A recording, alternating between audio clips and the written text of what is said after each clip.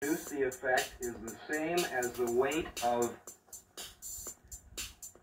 2 red blood cells. One of the problems in drug research is to find an experimental animal that you can try a new drug out on. It's nice to be able to work with animals when you're doing toxicity studies and effect studies. And this can be quite a problem. It's very difficult generally to find an animal that any given drug will give you a demonstrable effect on. Well, here again, LSD tends to be unique. We have never given LSD to a living creature that it hasn't affected. It affects fish, it affects spiders, it affects rabbits and dogs and cats. And perhaps most interesting of all, for one reason or another, LSD was given to an elephant once.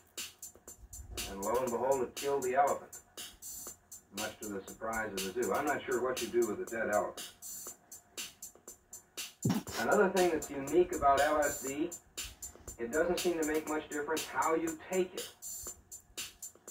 You can take it by most any route you can think of, in a tablet, in a pill, on a sugar cube, in a liquid. Most drugs don't act this way. They have a critically specific route of administration. Now, for any drug, there's what we call a latent period, and that's the length of time between giving the drug and seeing the effect of the drug. And this latent period is dose route specific. If you give a drug by mouth, it's going to take longer to get the effect than if you give it by vein. Lo and behold, with LSD, it doesn't make a doggone bit of difference how you give it. You take it by mouth, you pump it directly into a vein. The latent period is the same. It's still going to take about an hour to get the effect. We've looked for LSD. We've looked to see where it goes. Where does it act? How does it work in the body? We've taken LSD and we've attached a radioactive substance to it, a carbon-14 atom, to the LSD molecule. We've given it to people and we've tried to count it and track it through the body to see where it goes.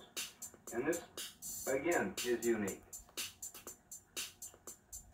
LSD is absorbed almost instantly from the intestinal tract. It cycles through the brain very, very rapidly. The half-life of the compound in the body is about 7 minutes. Lo and behold, by the time you get symptoms from LSD, the LSD itself is gone, long gone. And I think this suggests to us how LSD probably acts. This is extremely important because it probably explains the problems and the side effects that we see with this material. It is extremely important to realize that the LSD itself does not produce the effect. What appears to happen is that in the brain there are certain chemical reactions which are possible but which do not take place. We have reactions that are cocked, as it were, like a gun, ready to go off, but they can't ordinarily. Along comes the LSD and it acts as a catalyst. It allows these otherwise impossible reactions to occur. And there they go. It takes a minute quantity to catalyze the reaction. Once the reaction is underway, it can continue. Back up just for a moment to answer a question that I'm constantly asked. Does LSD have any taste? Well, from what I've already told you about the dose and the route of administration, there really is no answer to that question. If you have enough LSD presented to you to be able to taste it anyway, you have 100 to 1,000 times more than you need to get the effect. Now, what are the effects of LSD on a person? So we've got to divide these into physical effects and mental effects. And the physical effects are clear-cut and they're reproducible. They are the same. I can tell you just about what's going to happen to your pulse and your respiration and your blood pressure and your eyeballs and everything else if you take LSD. But these aren't the important effects. The important effects are the mental effects. Now, to some extent, the mental effects of LSD depend on what's called the set and the setting. The set is what you expect to happen. It's how you feel at the moment, what you're thinking, whether you're nervous, whether you're worried, what you anticipate with the compound. The setting is just as it sounds. It's where you take it, the situation, the things surrounding you, the environment.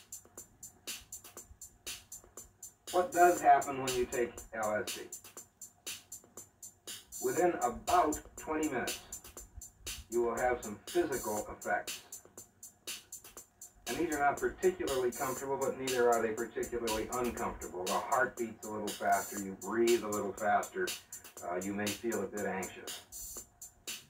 Within another 20 minutes, roughly, you will develop the mental effects.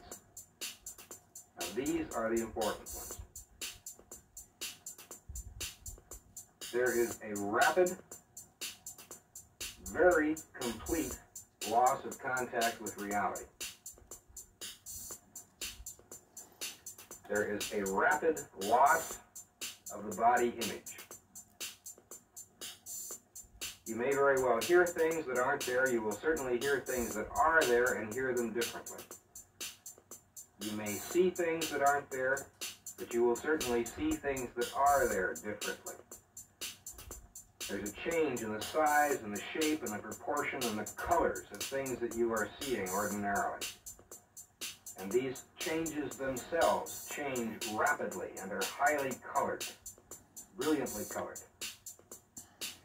The loss of the body image means that it's very difficult for you to tell where you stop and the chair starts.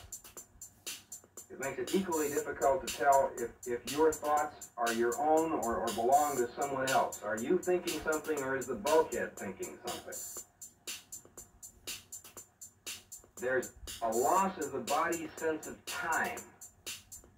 Now, ordinarily, we can sit and without a watch, we can count off 15 seconds or a minute and we can be pretty close. On LSD, the body's natural clock just ceases to function. Time may be tremendously stretched or tremendously shrunken. Seconds may take hours and hours may take seconds.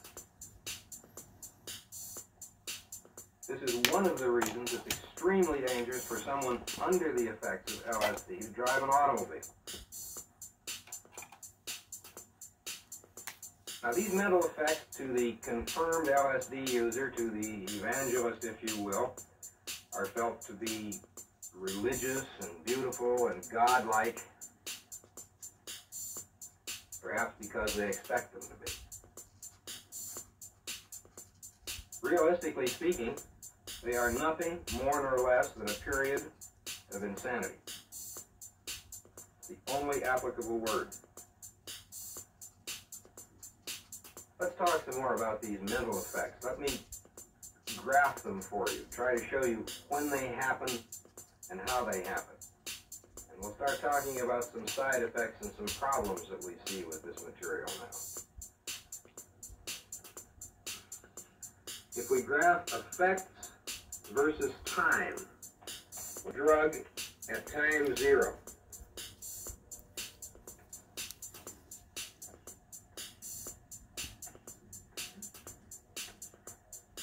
These are hours.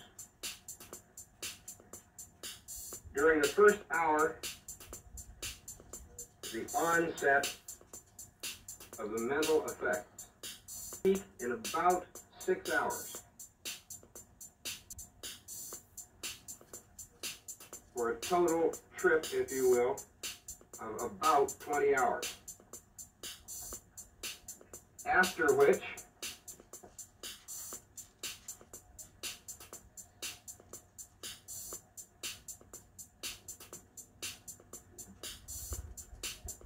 we have another 48-hour mental rather than a physical hangover. This is a feeling, a period of time of depression. Feeling very, very badly, very low, very depressed, very bad with the world. So we're talking about a total trip here of about 72 hours.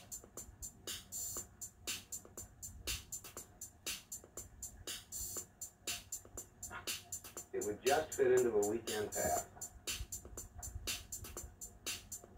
Now, is this 72-hour trip any worse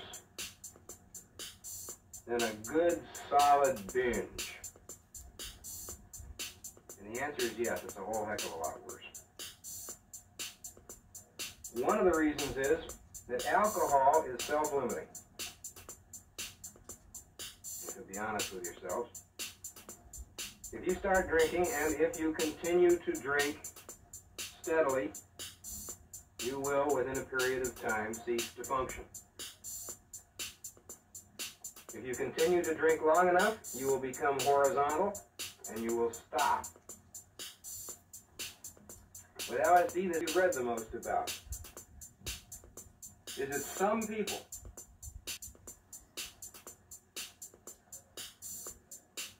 what other immediate problems do we have with this material? This time period in here is extremely dangerous. If someone gives you this material and you don't know you're getting it, the time in which these mental symptoms are beginning and increasing is terrifying. If we take a man who knows he's getting LSD, perhaps he's had many trips and they've been pleasant, and yet in the rising phase of the mental effect, and it doesn't take that the lights are too bright, that the music on the phonograph isn't quite right, that there's a little noise outside, something. Any stress in this rising phase will trip this man into a bad trip. He will have the same effect. He's not seeing pretty visions, he's seeing monsters. He's losing his mind and he feels it going.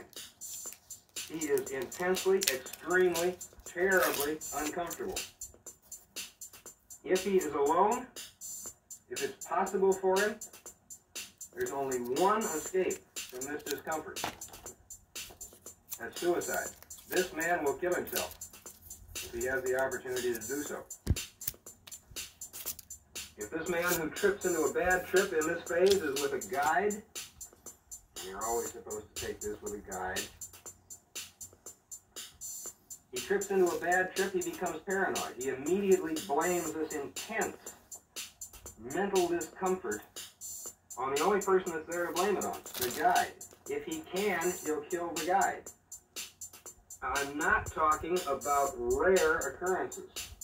I personally know of 2 attempted and 1 successful murders during the peak of the mental effect. We again get deaths. And these are accidental deaths.